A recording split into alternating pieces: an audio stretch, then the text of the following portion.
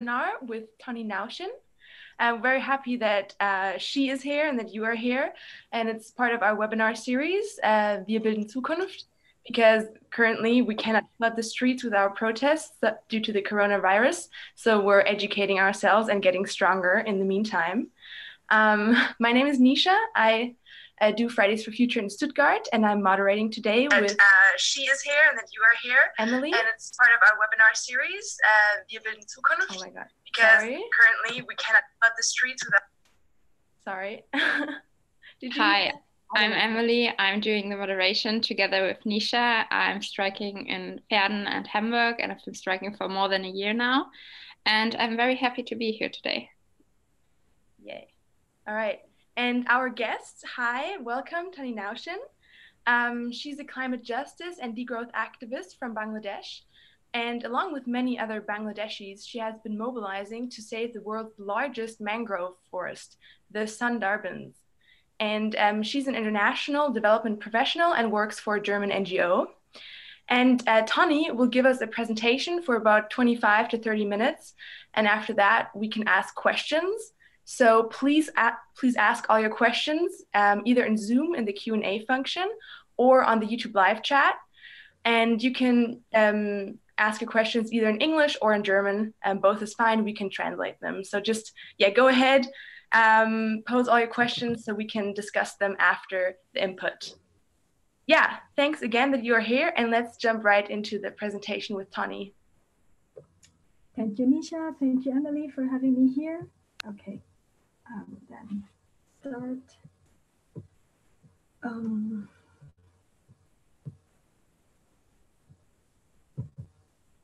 Okay.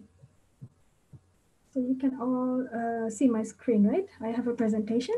So I would just be taking you through the slides with my talk.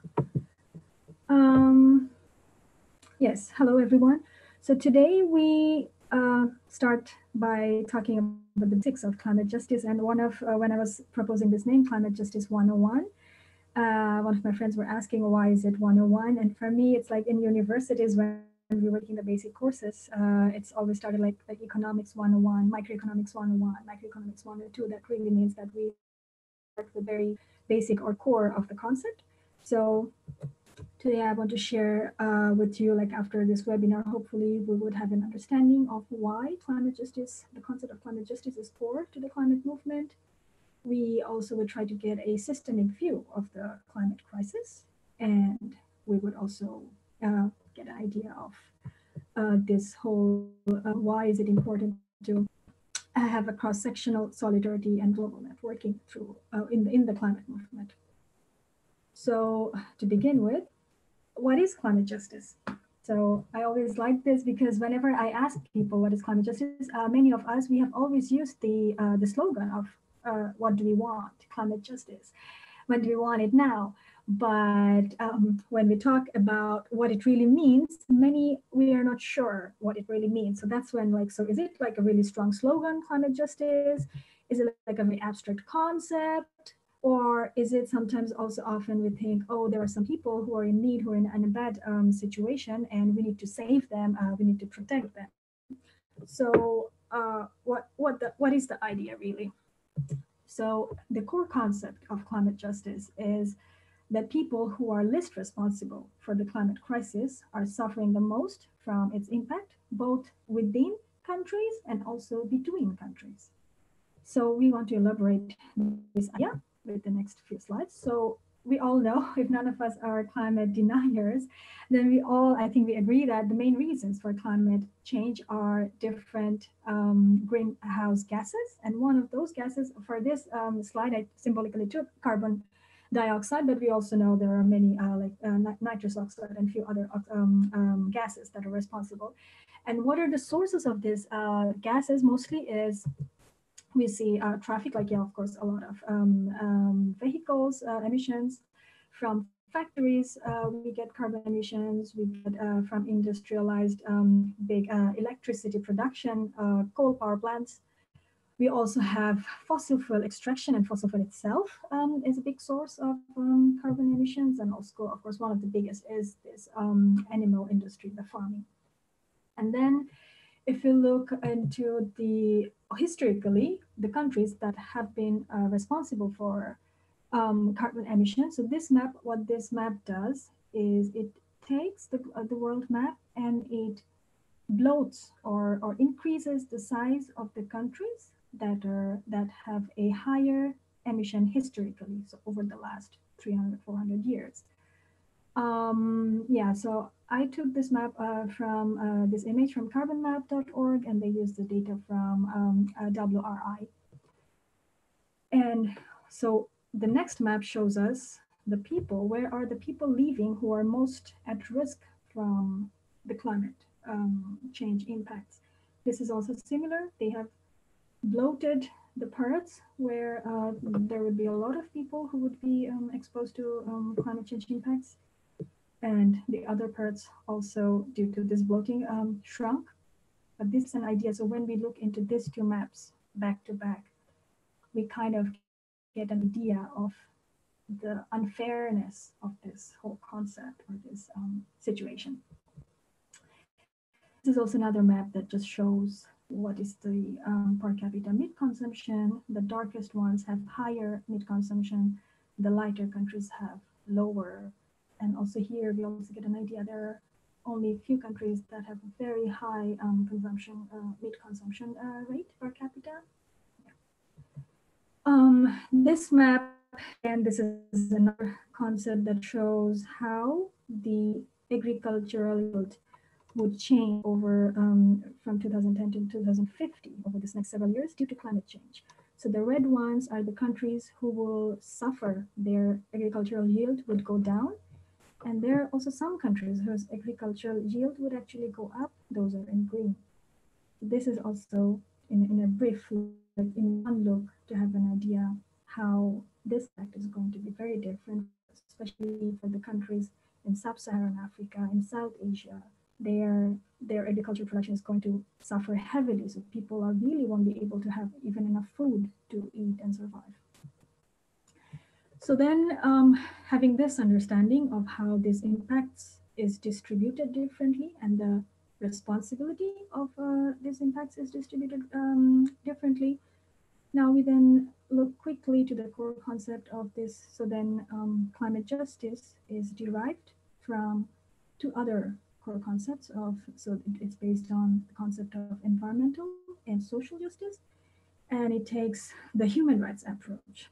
So the human rights approach, many of us, we already know that in 1948, there was a universal declaration of human rights that basically says that all human beings, regardless of where they're born or who they are, have an intrinsic value and right to some basic rights that are not, that cannot be taken away from them, non-alienable rights. So that basically means, regardless of who we are, we all have the similar rights. And based on that concept, what the environmental justice talks about is that that means all of us also have similar right to be protected from environmental impacts and also benefit from environmental situation or resources. So here, just to, because we have talked through several things, I will just slowing down a bit and going, sharing you to understand what I'm talking about. So this environmental justice concept we can share. It's like the mom of climate justice concept. So it's like the predecessor of the climate justice concept. And this environmental justice idea was talking about that people do not had the similar right or ways to actually be protected from disasters, environmental disasters, or even take the benefits of different environmental resources. And in next two slides, we will take a look into the history or the beginning of this whole concept, or what was it, why, how this concept came into being. So this slide talks about, here we have a picture of the Chipko movement that happened in 1973 in India. So this movement was about villagers, small marginalized villagers who wanted to collect wood from a forest. And that was denied from them. The forest ministry, the environmental ministry, was not letting them access the forest. They were saying it's off-bound, it's a protected forest.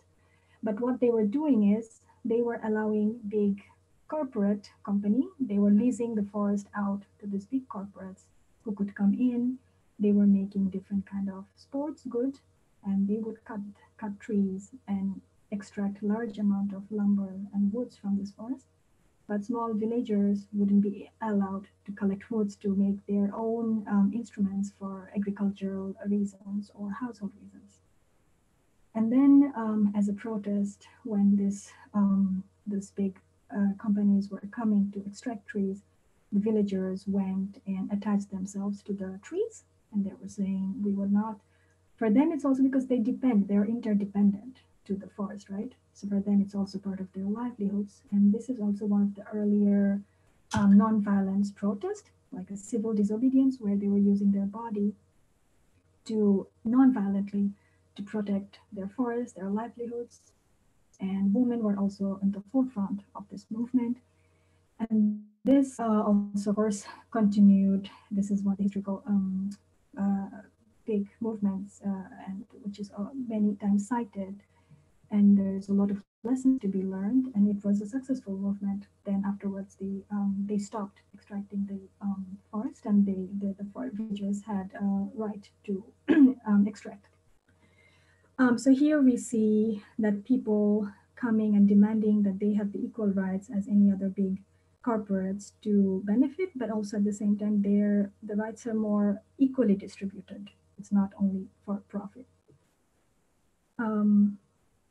The next slide, this one, is the story of Warren County movement. It is from the U.S. It happened in 1982. So this is the story where people were protesting to be protected from environmental devastating impacts.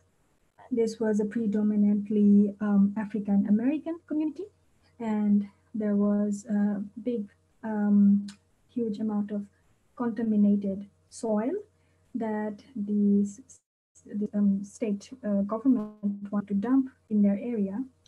And afterwards, it was proven that they specifically chose this county because they were marginalized, they were poor, and they were African American, so they had less power. So they were vulnerable when they could not dump those toxic soil to any parts in any other parts. They chose their area. They wanted to bring soils. So these trucks are carrying those contaminated toxic soils, and people are lying here. This is also another, like this example of civil disobedience, where people are putting their body on the way and saying, like, you cannot go, you have to go over our body if you want to bring that toxic soil into our near our county. So these were the beginning of the movement, this environmental justice movement, from which then so over the time, from which this movement continued, and the concept given rise, and from over this whole years, that has led to today's this climate justice concept we talk about. Do we have any questions at this point?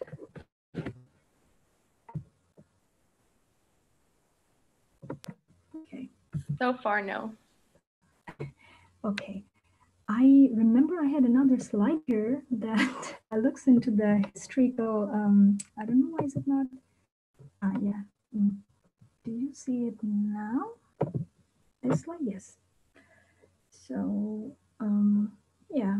So this slide takes like a timeline of how this the concept or the movement grew over time, and this how it shaped into from the environmental justice movement to the climate justice movement.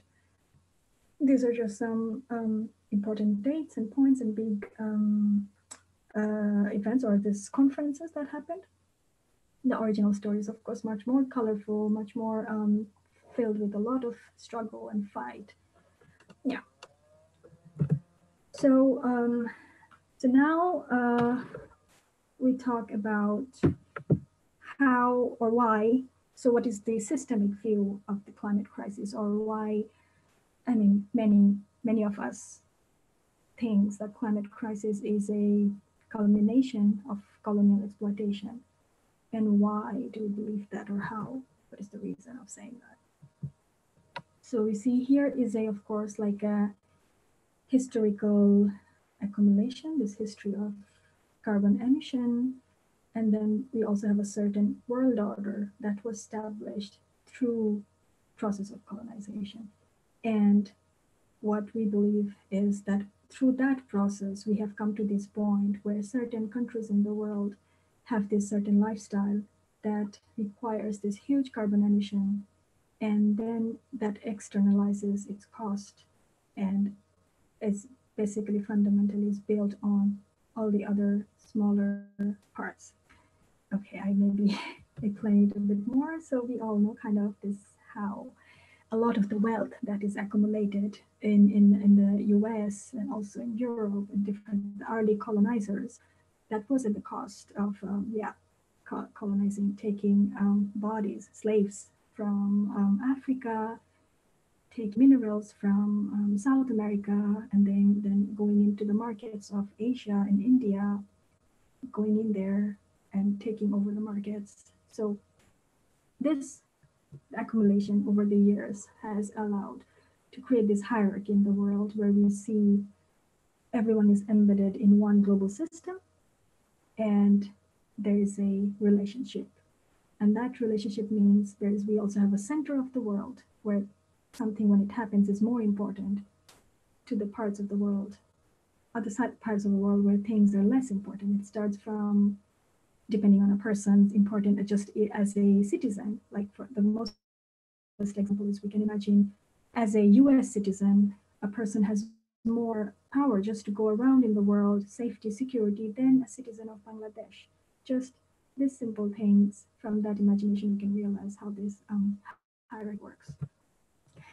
And this, so we know about the history, but how this colonial relationship is still continuing today. This is one example that oftentimes it's not easy to understand because it's very embedded and there are so many different layers. Here I took one, so there is Global Financial Integrity Report from 2015, where they show how the financial taxes are flowing.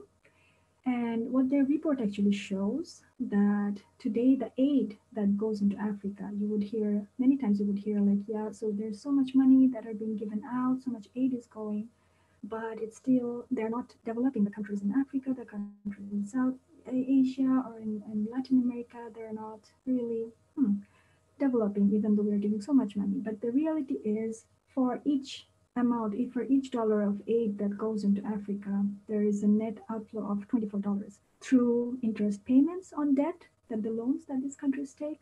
There are different multinational companies that do not pay their taxes, and they take out those profits. They make those profits in those countries and they take it out from the country, and there is also illicit financial outflow. So this is just one example to show how these colonial relationships are still continuing. So what it means, yes, fundamentally to prove the point that the lifestyles and this accumulated wealth that we see in certain parts of the global north is at the cost of the countries in global south. So when we see that, that means so this development that has come, that means also this the carbon emission that some countries could do early on also had an impact in the development pathway and the development story. And that is why today, when we say that the climate crisis is actually a continuation as a result of all of those exploitation that has been happening over the time, that has allowed for certain lifestyles in certain parts of the world. And that means that this is how we are connected. And that's why when we talk about changing things, when we talk about creating global solidarity, we also we need to accept and acknowledge this hierarchy and see how we can work around this hierarchy. And for that, I share this example of so building global solidarity. This is where I want to talk about our movement, the Sundarbans movement, or why we started mobilizing outside of the country to support the movement inside. So okay, but maybe here we take another break to ask if we have any questions.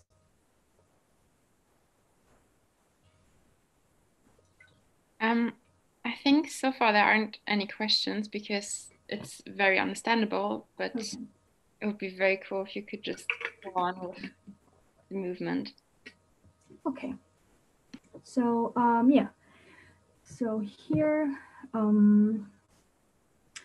so Sundarbans is world's largest mangrove forest. It's a special kind of forest which is very much connected with the waterways. It's usually close to the sea area. So it's usually in the coastal area. It is dependent on the salt water, but also it's very connected with the air, water, in the earth. So it's very fragile and delicate ecosystem. So in the picture, you see also this small things, which would look like grass coming up from the mud. These are also kind of tree roots. So the tree roots are also comes out of the earth to breathe, to absorb oxygen. So this is like a different kind of forest. And so we have it here. What is happening now is, so in Bangladesh, we do not have up to now, we have a very small percentage of coal power plants. Only 3%, less than 3% of our electricity comes from coal. But now globally, when all the big countries has this pressure to be aligned with Paris Climate Agreement, and everyone is phasing out coal, now there is this pressure that different international lobbying are trying to, how to say like this, push away or put down the coal infrastructure to the countries, the smaller countries, many countries in Africa. So Bangladesh is also one of those countries where there is a lot of Chinese interest and Indian interest, where they are shutting down coal inside their own country, but they are pushing countries like Bangladesh to start setting up new coal power plants. And now there are 29 coal power plants that is going to be built in Bangladesh.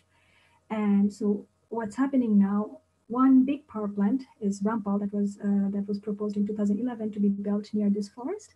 And many scientists and research shows that the waste from this power plant would kill the forest.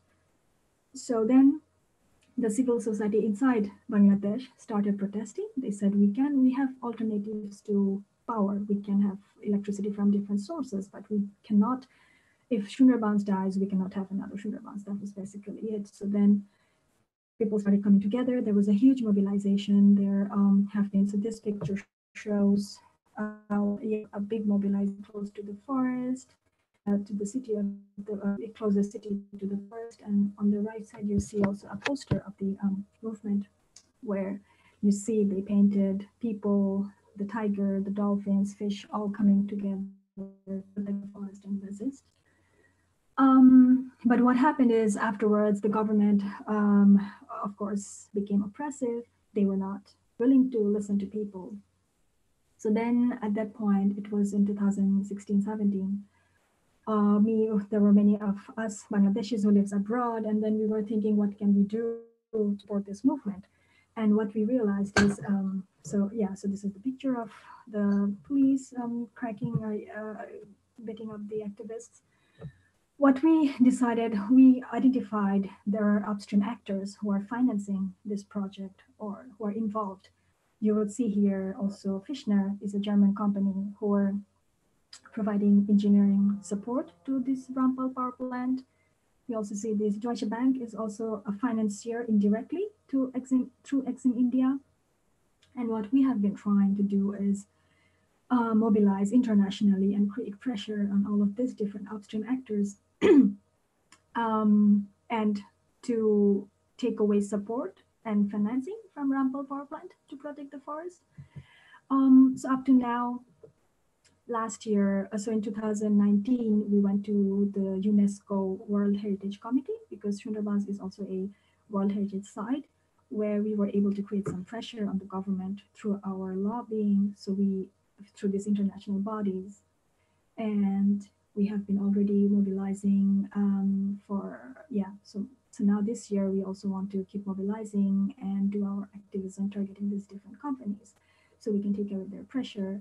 And that's how we see that using our global network or so international solidarity, we could also oftentimes support the local movements because in the end, these are all internally connected. So our idea is if the corporates and the governments are all aligned in their own interest to make their profit. So people, we also need to be aligned and be connected to protect the forest and our livelihoods and the world that we love so much. And on that point, that's my presentation. Thank you so much all for listening, and we can take questions.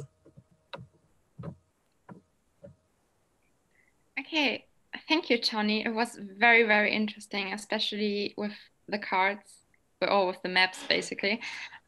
So for all our viewers, just remember to ask questions in the Q&A box or in the comments on YouTube. And we already have some questions. They're kind of personal, but some of them are. But I wonder, how did you become a climate activist or climate justice activist? Okay, yeah, it is. So it was in 2018. I was writing my master thesis on climate change impacts. Like I was trying to see how countries, least developed countries like Bangladesh, can be protected, or how can these countries can help social protection policies to support climate change adaptation. So basically the idea is what can governments do, how the governments can transfer money to all these people who are going to be impacted by climate change. And while I was doing that, that is the first time I actually started reading the reports. And that's when I remember I was looking at the numbers, and one data was by 2071, according to the current projections, there's not going to be any country called Bangladesh because we're going to be completely underwater. And I remember I got very emotional. It was late at night, and I got very emotional. I kind of started crying. I couldn't deal with it, and then I started Googling online to look some cat memes or some cat videos to distract myself.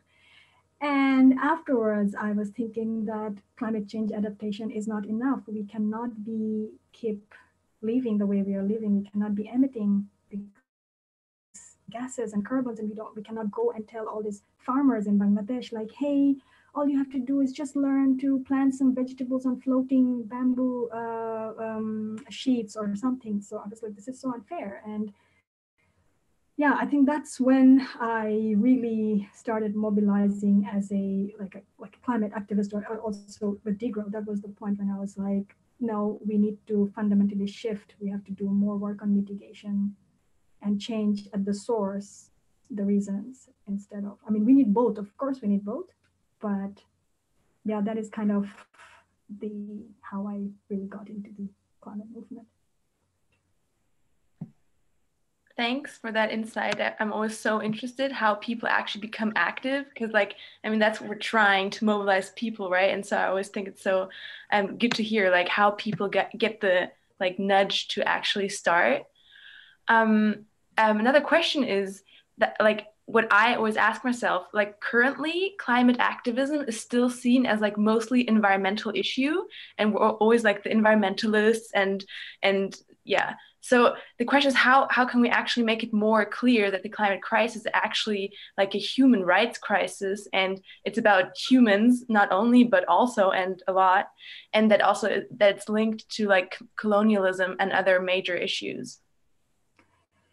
Thank you. That's actually very good. I mean, I think for me, my path was very different because I was already part of this movement for Sundarbans, and there we encountered this question, what the government always says, that, oh, we need to provide enough food for people first. Why do you care about a forest? Or this is so illogical. We need to make sure everybody has enough to live. Yeah, so we need power, energy. Bangladesh needs to be a middle income country, and all you care about these tigers and this deers. And then there was our point again that we were saying, no, also we care about humans, and that's why we care about the forest, and it is integrated. And this idea, I mean, I think it's always, I still find it surprising how we don't see it, how many people, we don't see how our well-being is fundamentally interconnected with this planet's Earth's and all of the species well-being. And I think it's also an intellectual challenge that we as humans, we always think we are above everyone else. Oh, we are so superior.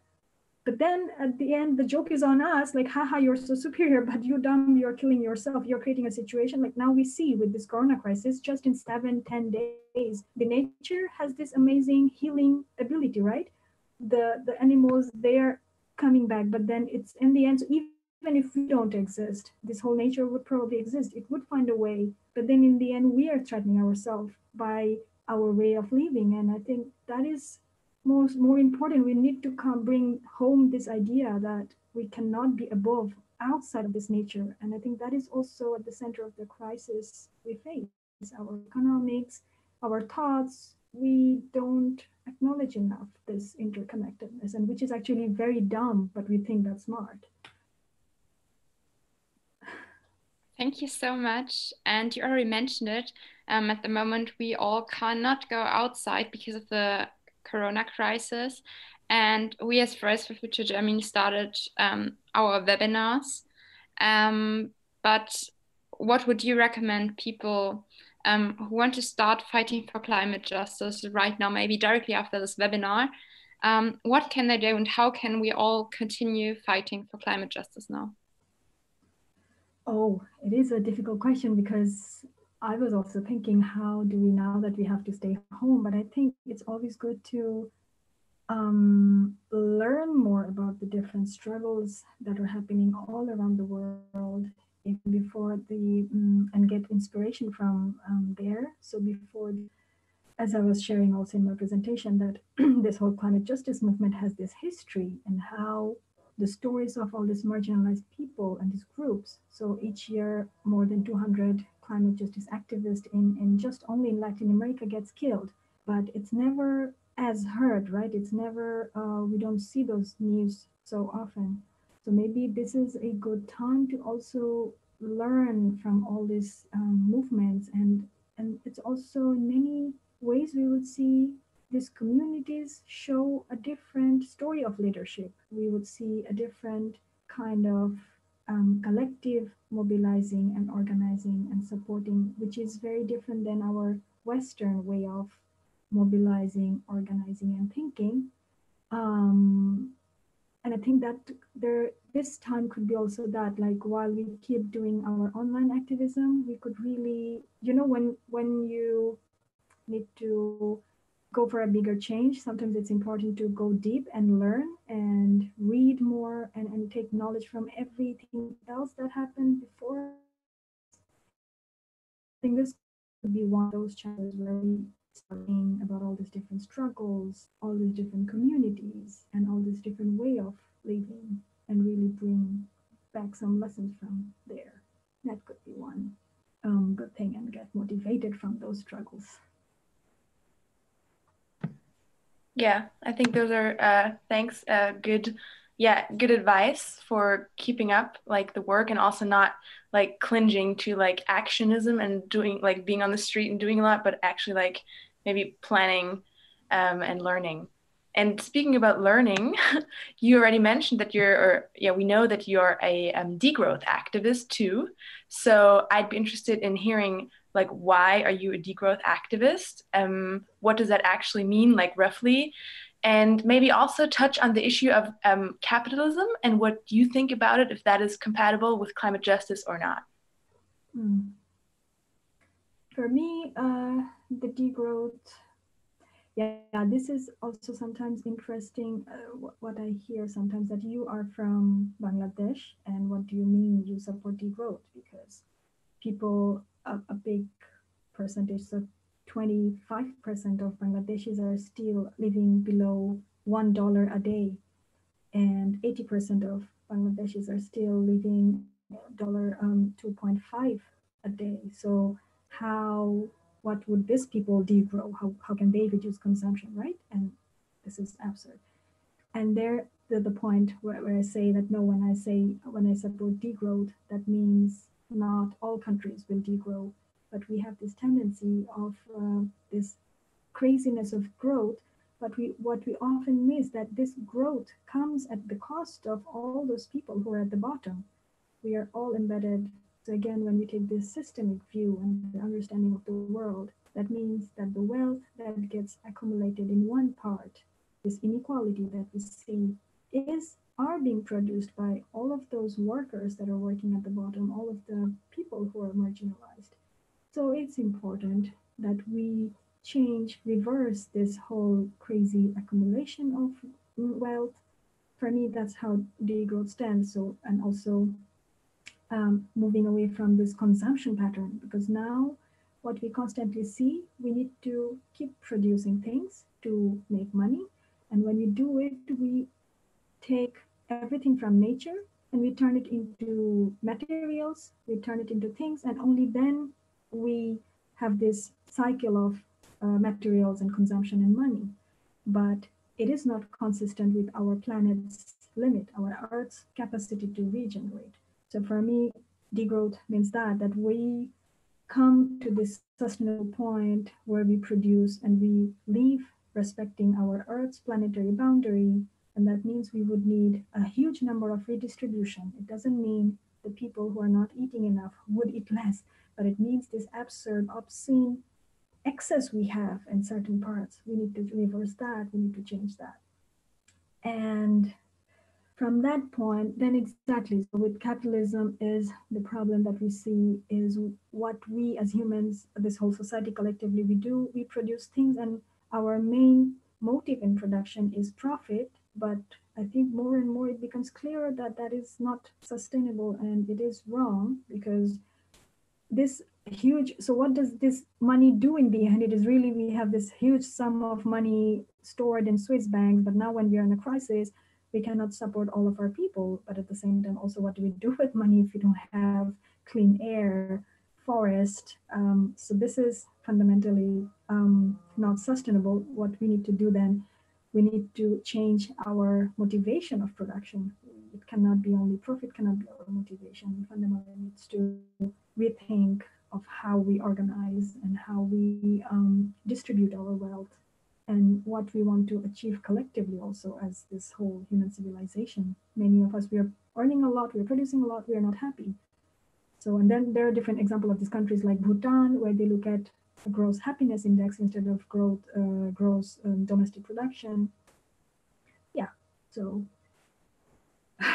thank you for asking, and sorry if I talked too long. Yeah. Thank you so much. You're not talking too long at all. I think that I was wondering is on Wednesday we talked to Vanessa Nakate from Uganda, and she told us that in Uganda you have to fear a lot of consequences when you go protesting on the streets. And since you lived in Bangladesh and now you are working for a German NGO, what are the differences in activism in Bangladesh compared to Germany? I would say, yeah, I would second to what Vanessa said in that way, that in Bangladesh, when people protest, sometimes they know that they could even probably die, and even civil disobedience is more brutal. Like the police custody could be brutal, and so basically also with the Sundarbans movement, why we started mobilizing outside was because in 2016 the government was so brutal in shutting down the activists. It was impossible for the activists to mobilize on the streets anymore. It was not due to Corona, it was really facing the oppression.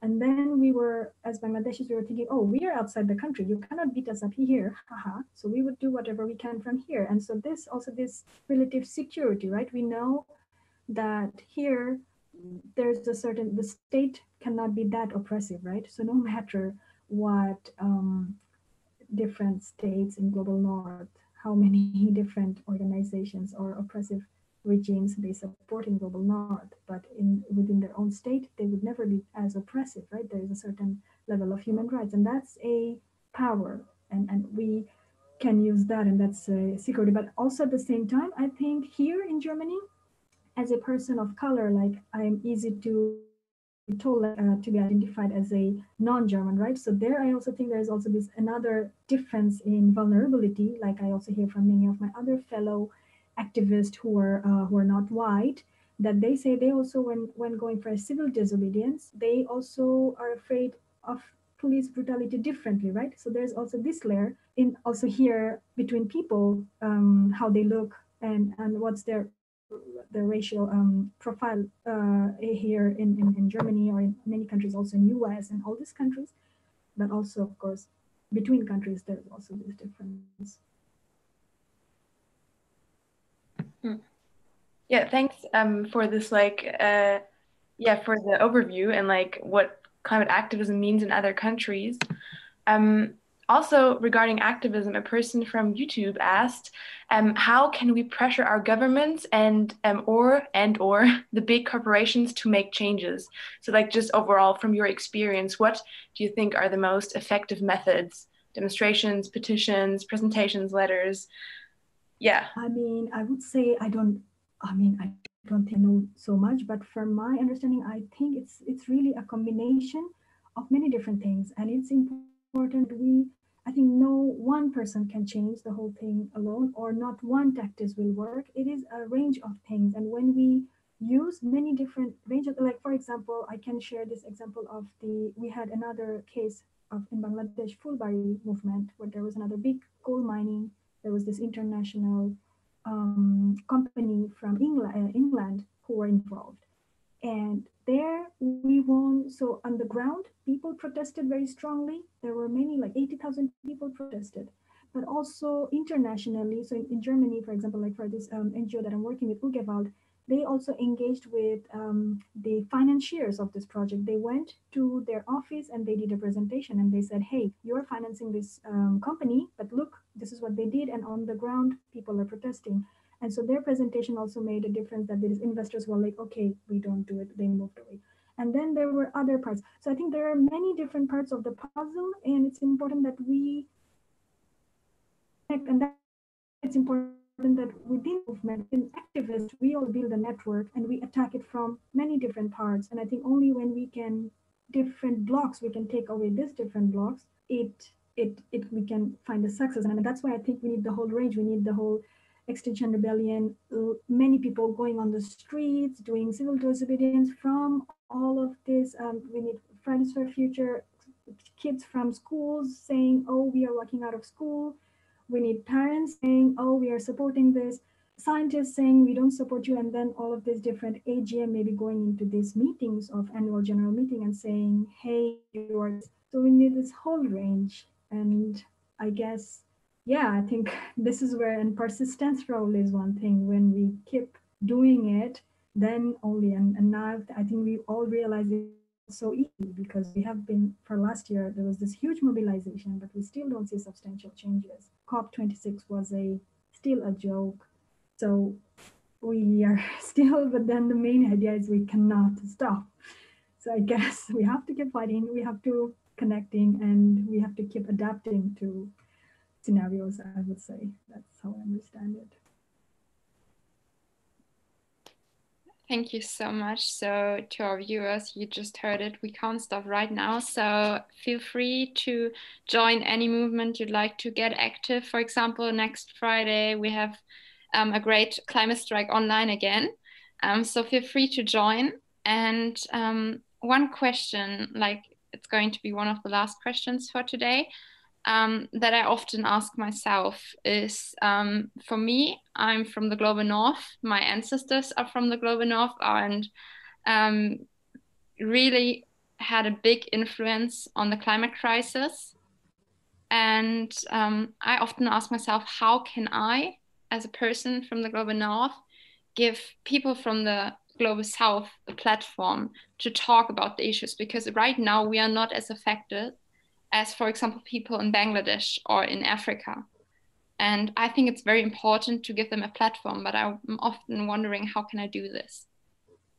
I think this is a very nice, like, if you're organizing the webinars, it's possible that you could also actively start asking out that inviting different movements from Global South to share their experience experience. And this would be an amazing opportunity to hear from all the different movements and how they have been organizing, because I'm sure they face even more state oppression. Like there's of course, we only know about very few, maybe the Zapatistas or some Amazonians, but there are many. So, and if we don't know how long this will continue, but if each week you can start inviting at least two stories from, like, and then that would already be over a month, it would be 8 stories that you would end up knowing, and then I think that's already nice to amplify and bring those up.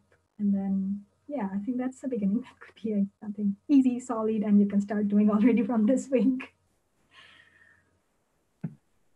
Yeah, thank you.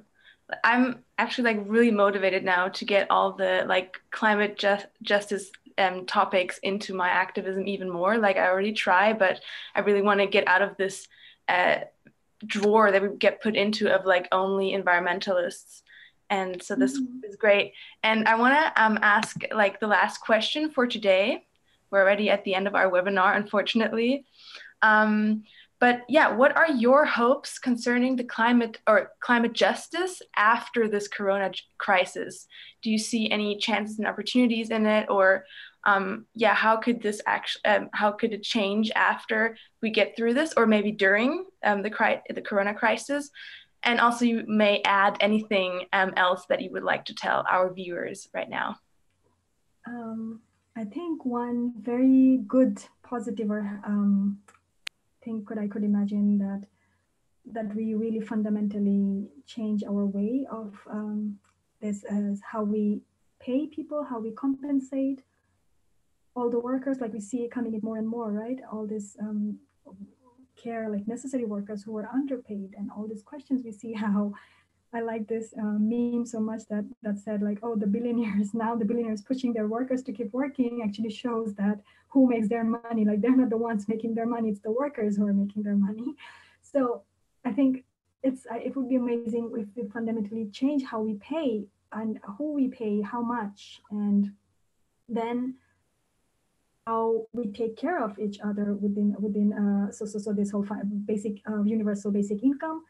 That would be an amazing thing. We could start looking at how this accumulation of wealth and why does there needs to be so much wealth accumulated and what's good of it. So how can we reuse that if we can really change the channeling of this money, and we fundamentally change also respecting the nature. We don't go crazy hunting whales or taking fish, like, because I've always seen all of those reports, right? How unsustainable it is, the way like 40% of the fishing that we do is actually we throw that back, the fishes die, we just extract it from the sea, but then they're never reaching to the market. So we have all of those, and also now I saw this clip again, then the milk producers are throwing out milk, but they wouldn't give it out for free because it would crash the market price.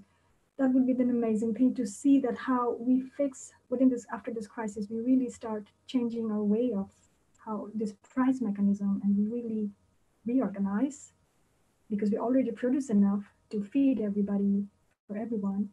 And then, yeah, we redistribute our wealth differently. That would be amazing. And we start giving more space to the nature. Yeah, that would be like a dream scenario. And yeah, I think we would come out of this with a more nice. I wish we come up with a more respect and solidarity for each other. And as you said, like not being stuck in this environmentalism only, where sometimes we also get stuck into this idea of thinking of humans as less than environment, but we really not less, not above, but equal, like really in existing in harmony and find our place in that, in this world. I think that would be amazing. Thank you. Thank you for all the nice questions and difficult questions. But it was very interesting to think. Yeah. Okay, thank you so much. It was so interesting. I learned a lot, and I just wanted to share a very nice comment on YouTube with you. Thank you, Tonny. This was a very interesting conversation, and I learned a lot from you.